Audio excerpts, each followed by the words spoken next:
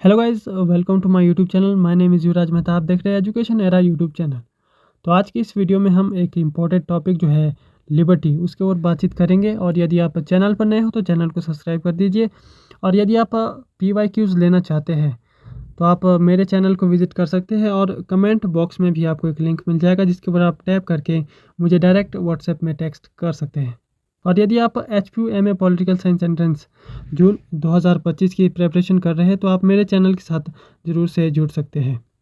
तो आज हम लिबर्टी के ऊपर डिस्कशन करेंगे कि लिबर्टी का कॉन्सेप्ट जो है किस तरह से जो है यह कॉन्सेप्ट जो है इसका विकास हुआ है, और इसके साथ किस तरह के विचारक जो है एसोसिएटेड है, और किस तरह के विचार वो लिबर्टी के संदर्भ में रखते हैं। प्राचीन समय में भी जितने भी राजा थे, चाहे वो निरंकुश राजा थे, तो उनसे स्वतंत्रता की बात कहीं ना कहीं प्रचलित होती आ रही थी। धीरे धीरे समाज में चर्च का डोमिनेंस हुआ और फिर लोगों को चर्च से स्वतंत्रता की बात कहीं ना कहीं समाज में जो है उभर कर सामने आई। तो इस तरह से हम कह सकते हैं कि लिबर्टी का विकास जो है वो बहुत ही प्राचीन समय से होता आ रहा है। यदि हम लिबर्टी के वर्ड की बात करें तो लिबर्टी जो है एक लैटिन वर्ड लिबर से मिलकर बना है, जिसका अर्थ होता है प्रतिबंधों का अभाव।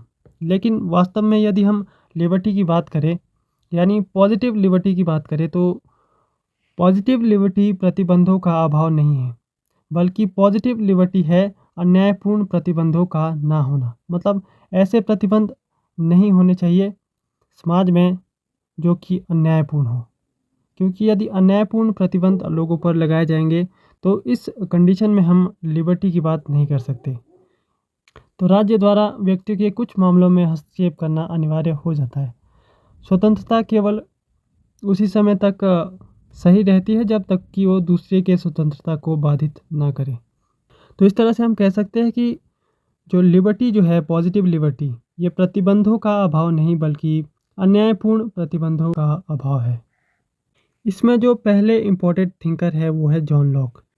जॉन लॉक जो है वो लिबरलिज्म की बात करते हैं और ये नेगेटिव लिबर्टी की भी बात करते हैं। मतलब कि राज्य द्वारा किसी भी प्रकार का हस्तक्षेप नागरिकों के कार्यों में नहीं किया जाना चाहिए। इस तरह की स्वतंत्रता की बात ये करते हैं, जो कि एक नेगेटिव लिबर्टी के रूप में कहीं ना कहीं देखी जा सकती है। तो लॉक जो है वो बोलते हैं कि नेचुरली जो है व्यक्ति पैदा होता है और व्यक्ति के पास 3 अधिकार नेचुरल रूप से होते हैं, जो कि इनका नेचुरल थ्योरी ऑफ राइट्स भी कहलाता है। तो इसमें पहला राइट हो गया आपका right to life, second right हो गया आपका लिबर्टी का, और तीसरा जो आपका राइट है वो होता है प्रॉपर्टी का राइट। तो इन तीनों राइट्स की बात जो है जॉन लॉक जो है अपनी थ्योरी ऑफ राइट्स में करते हैं, थ्योरी ऑफ नेचुरल राइट्स में करते हैं। इसके बाद जो इसमें नेक्स्ट इम्पोर्टेंट थिंकर है वो है JS मिल। तो JS मिल के ऊपर यदि हम बातचीत करें तो इनकी एक फेमस बुक है जो कि एग्ज़ाम पॉइंट ऑफ व्यू से काफ़ी ज़्यादा महत्वपूर्ण रहने वाली है। तो इनकी फेमस बुक है ऑन लिबर्टी, जो कि 1859 में इनके द्वारा लिखी गई थी। और JS मिल जो है विचार, अभिव्यक्ति और भाषण की स्वतंत्रता की बात करते हैं। ये भी आपके लिए काफ़ी ज़्यादा महत्वपूर्ण फैक्ट है। इसके अतिरिक्त JS मिल ने कहीं ना कहीं स्त्री मताधिकार के पक्ष में भी अपने विचार दिए हैं और वो स्त्रियों को मताधिकार देने के पक्ष में थे। ये फैक्ट भी कई बार एग्जाम में लगातार पूछा गया है, तो आपके लिए बहुत ज़्यादा महत्वपूर्ण है। इसके बाद यदि हम नेक्स्ट थिंकर की बात करें तो वो हर्बर्ट स्पेंसर भी इसमें एक इम्पॉर्टेंट थिंकर हो जाते हैं। तो हर्बर्ट स्पेंसर जो है वो पुलिस राज्य की बात करते हैं। पुलिस राज्य से इनका तात्पर्य है कि राज्य का कार्य केवल प्रशासन को बनाए रखना ही होगा। तो ये भी एक नेगेटिव लिबर्टी की बात करते हैं। और इनकी एक फेमस बुक आती है मैन वर्सेस स्टेट, ये भी आपके लिए बहुत ज़्यादा महत्वपूर्ण बुक हो जाती है। नेक्स्ट जो इसमें थिंकर आते हैं वो है बर्लिन। बर्लिन लिबर्टी के पर्सपेक्टिव से काफ़ी ज़्यादा महत्वपूर्ण थिंकर है, क्योंकि ये क्लासिफिकेशन करते हैं लिबर्टी का पॉजिटिव और नेगेटिव लिबर्टी में। तो ये भी इनके जो है एक महत्वपूर्ण कार्य के रूप में देखा जाता है। और कई बार एग्ज़ाम में लगातार ये पूछा जाता है कि लिबर्टी का क्लासिफिकेशन किसने किया पॉजिटिव और नेगेटिव लिबर्टी में। तो बर्लिन जो है इस तरह के कार्य करते हैं। इनकी फेमस बुक्स भी देख लेते हैं, क्योंकि इनकी फेमस बुक से हमेशा कोई ना कोई क्वेश्चन लगातार एग्जाम में पूछा जाता है। तो इनकी फेमस बुक्स की यदि हम बात करें तो इनकी फेमस बुक्स में ये 4 बुक्स आपके लिए काफ़ी ज़्यादा महत्वपूर्ण होने वाली है। पहली है Karl Marx his life and environment, ये भी काफ़ी ज़्यादा महत्वपूर्ण बुक है। और टू कॉन्सेप्ट्स ऑफ लिबर्टी, ये भी काफ़ी ज़्यादा महत्वपूर्ण बुक है क्योंकि इसमें जो इनके पॉजिटिव और नेगेटिव लिबर्टी का क्लासिफिकेशन जो है वो इसी बुक में करते हैं। इसके अतिरिक्त 4 एसेज ऑन लिबर्टी हो गई, विशो और हीडर हो गई, ये भी काफ़ी ज़्यादा महत्वपूर्ण बुक हो जाती है। तो नेक्स्ट थिंकर जो है वो हेयक रहने वाले हैं। हेयक की 2 इंपॉर्टेंट बुक्स आती है, वो भी आपके एग्जाम पॉइंट ऑफ व्यू से काफ़ी ज़्यादा महत्वपूर्ण हो जाती है। यदि हम पहली बुक की बात करें तो लॉ, लेजिस्लेशन एंड लिबर्टी, ये इनकी एक फर्स्ट बुक है जो कि बहुत ज़्यादा महत्वपूर्ण हो जाती है। और सेकंड जो बुक है वो है द कॉन्स्टिट्यूशन ऑफ लिबर्टी। तो ये दोनों बुक आप ज़रूर से पढ़ के जाए क्योंकि एग्ज़ाम पॉइंट ऑफ व्यू से ये बुक काफ़ी ज़्यादा इम्पोर्टेंट रहने वाली है।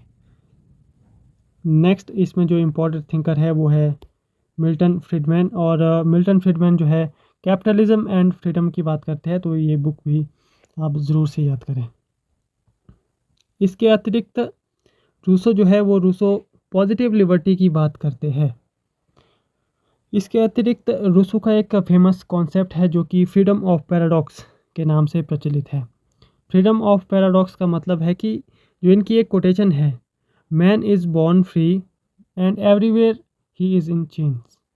क्योंकि ये बोलते हैं कि आदमी जो है पैदा तो स्वतंत्र होता है लेकिन कहीं ना कहीं वो समाज में जंजीरों से जकड़ा है। तो ये जो कॉन्सेप्ट है ये इनका फ्रीडम ऑफ पैराडॉक्स कहलाता है। तो ये भी आपके लिए काफ़ी ज़्यादा महत्वपूर्ण हो जाता है। जनरल विल से भी लगातार कोई ना कोई क्वेश्चन लगातार एग्ज़ाम में पूछा जाता है, तो ये भी इनका एक फेमस कॉन्सेप्ट है। इसके अतिरिक्त नेक्स्ट जो इसमें थिंकर है वो H.J.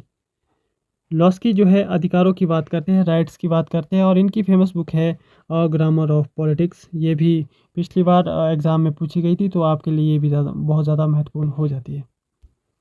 नेक्स्ट जो थिंकर है वो अमात्य सेन है। अमात्य सेन बेसिकली जो है क्षमता दृष्टिकोण यानी कैपेबिलिटी अप्रोच के साथ एसोसिएटेड है। तो ये भी आपके लिए बहुत ज़्यादा महत्वपूर्ण थिंकर है क्योंकि इससे भी लगातार एग्ज़ाम में क्वेश्चन मैंने बहुत बारी देखे हैं। तो इनकी 2 अदर फेमस बुक्स है जो एग्ज़ाम में पूछी जाती है, और इनमें जो है डेवलपमेंट एज फ्रीडम हो गई पहली बुक, सेकंड हो गई द आइडिया ऑफ जस्टिस। ये दोनों बुक आपके लिए बहुत ज़्यादा महत्वपूर्ण हो जाती है, आप इसे भी ज़रूर से पढ़कर एग्ज़ाम में जाए। नेक्स्ट जो हमारे इम्पोर्टेंट थिंकर है वो है मैकफर्सन जो है क्रिएटिव लिबर्टी की बात करते हैं। तो आपको ज़्यादा डीपली पढ़ने की ज़रूरत नहीं है कि क्रिएटिव लिबर्टी क्या है या किस तरह की ये कॉन्सेप्ट है, तो आपको सिर्फ इतना पता होना चाहिए कि मैकफर्सन ने क्रिएटिव लिबर्टी की बात की है। इसके अतिरिक्त मैकफर्सन जो है एक इम्पॉर्टेंट जो अपना वर्क देते हैं वो है प्रोग्रेसिव इंडिविजुअलिज्म की ये बात करते हैं, स्वतः बोधक व्यक्तिवाद की भी ये बात करते हैं। तो ये भी आपको ज़रूर से पता होना चाहिए। नेक्स्ट जो इसमें थिंकर आते हैं वो हीगल है। हीगल कहते हैं कि राज्य की आज्ञा पालन ही स्वतंत्रता है। राज्य को बहुत ज़्यादा महत्वपूर्ण मानते हैं, तो ये भी आपके लिए बहुत ज़्यादा महत्वपूर्ण थिंकर हो जाते हैं। आपको सिर्फ बेसिक पता होना चाहिए कि हीगल जो है राज्य के संदर्भ में ज़्यादा अपने विचार प्रस्तुत करता है, जबकि व्यक्ति के संदर्भ में नहीं। तो ये आपको ज़रूर से बेसिक एजम्पशन जो है हीगल के बारे में पता होनी चाहिए। चार्ल्स टेलर जो है वो पर्पजिव लिबर्टी की बात करते हैं, उद्देश्यात्मक स्वतंत्रता की ये बात करते हैं। ये भी आपको ज़रूर से पता होना चाहिए। चार्ल्स टेलर जो है वो बेसिकली एक समुदायवादी है, और समुदायवाद जो है वो बेसिकली समुदाय के ऊपर फोकस करता है। तो चार्ल्स टेलर जो है वो पर्पजिव लिबर्टी की बात करते हैं, उद्देश्यात्मक स्वतंत्रता की बात करते हैं। और इन्होंने भी 2 प्रकार का क्लासिफिकेशन जो है लिबर्टी का किया है। पहला जो क्लासिफिकेशन है इनका वो है अवसरमूलक, और सेकंड है प्रयोगमूलक। तो जो अवसरमूलक स्वतंत्रता है ये नेगेटिव लिबर्टी है, और प्रयोगमूलक जो आपकी लिबर्टी है ये पॉजिटिव लिबर्टी है। तो इससे रिलेटेड एक PYQs मैंने देखा था, तो आप इसे भी एग्ज़ाम में ज़रूर से पढ़कर जा सकते हैं। नेक्स्ट यदि हम थिंकर की बात करें तो कार्ल मार्क्स भी एक इम्पॉर्टेंट थिंकर है। तो कार्ल मार्क्स जो है लिबर्टी को मुक्ति के रूप में देखते हैं, क्योंकि कार्ल मार्क्स मज़दूरों की बात करते हैं और मज़दूरों को कहीं ना कहीं मुक्ति की ज़रूर से आवश्यकता होती है। और विवशताओं का अभाव या विवशताओं का अंत, ये जो प्रमुख कोटेशन या सिद्धांत है ये भी कार्ल मार्क्स से ही संबंधित है। नेक्स्ट जो एक इम्पॉर्टेंट थिंकर है वो है जेराल्ड मैकलम से संबंधित मैंने क्वेश्चन 2-3 बार एग्ज़ाम में देख लिया तो इससे भी एक क्वेश्चन लगातार रिपीट हो रहा है कि स्वतंत्रता को त्रिकात्मक संबंध के रूप में किसने परिभाषित किया। तो आपको ज़रूर से पता होना चाहिए कि जेराल्ड मैकलम ने जो है ट्रियाडिक रिलेशन की बात की है और लिबर्टी को जो है ये ट्रियाडिक रिलेशन के रूप में संदर्भित करते हैं। नेक्स्ट थिंकर है एल.टी. हॉबहाउस। एल.टी. हॉबहाउस जो है वो लिबर्टी प्लस लाइसेंस की बात करते हैं। तो लिबर्टी प्लस लाइसेंस की बात कौन करता है, इस तरह का क्वेश्चन एग्जाम में पूछा जा सकता है। तो आप एल.टी. हॉबहाउस वहाँ पर टिक कर सकते हैं। एल.टी. हॉबहाउस की एक फेमस बुक है जिसके एग्ज़ाम में पूछे जाने के चांस भी बहुत हाई है। The elements of social justice इनकी एक फेमस बुक है। ये भी आप ज़रूर से पढ़ के जाए क्योंकि इस तरह के क्वेश्चन लगातार एग्जाम में पूछे जाते हैं, क्योंकि इतने डीपली क्वेश्चन नहीं पूछे जाते, जस्ट फैक्चुअल क्वेश्चन आपसे ज़्यादा पूछे जाएंगे कि लिबर्टी प्लस लाइसेंस की बात किसने की है या the elements of social justice किसकी बुक है।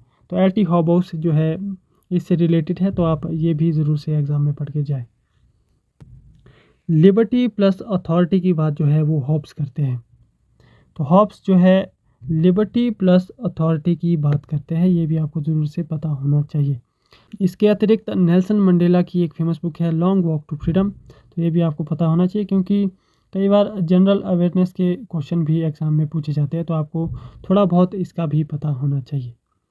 तो आज के टॉपिक में बस इतना ही। यदि आप चैनल पर नए हो तो चैनल के साथ एसोसिएटेड हो सकते हैं, और यदि आप PYQs लेना चाहते हैं तो आप मेरे चैनल को ज़रूर से विज़िट कर सकते हैं। और डिस्क्रिप्शन बॉक्स या कमेंट बॉक्स में आपको एक डायरेक्ट टेक्स्ट का ऑप्शन मिल जाएगा, तो आप मुझे वहाँ से भी व्हाट्सएप में टेक्स्ट कर सकते हैं।